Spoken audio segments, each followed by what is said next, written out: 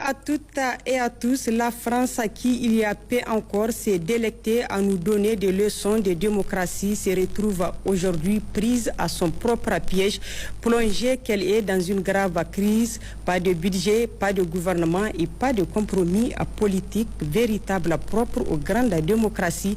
Pendant ce temps, la Confédération des États du Sahel, elle, continue de bâtir sereinement ses fondations et son amarture. L'ancienne puissance coloniale, sans doute rattrapée par l'histoire, s'enfonce pour sa part dans une crise politique et économique rarement égalée dans le pays.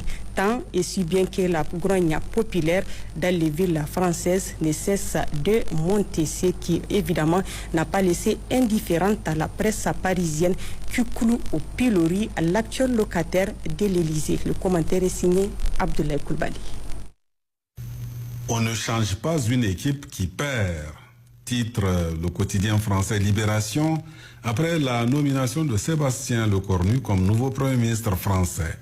Retour à la kamikaze départ, barre pour sa part. À sa une, l'hebdomadaire satirique Le Canard enchaîné.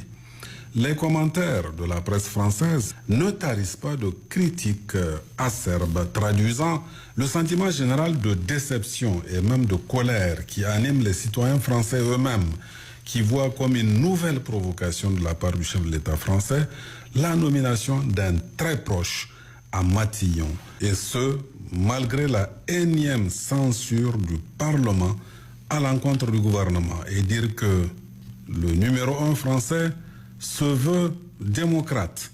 En quelque sorte, Emmanuel Macron, pour nombre d'observateurs, a préféré s'asseoir encore une fois sur le suffrage populaire incarné au Parlement, justement, plutôt que de jouer la carte du changement attendu et voulu des Français. Il est du reste tout aussi paradoxal qu'Emmanuel Macron ait choisi de dissoudre le Parlement il y a un an, quand rien ne l'exigeait, et qu'il s'y refuse aujourd'hui, quand la décision s'impose et que la situation l'exige. Conséquence, la colère monte dans toute la France pendant que Macron a choisi de s'enfermer dans sa tour d'ivoire entouré de quelques fidèles. Emmanuel Macron, décidément, n'a pas de leçon de démocratie ni même de légitimité à donner.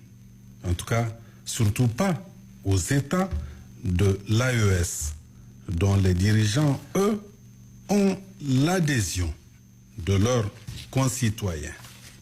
Et cela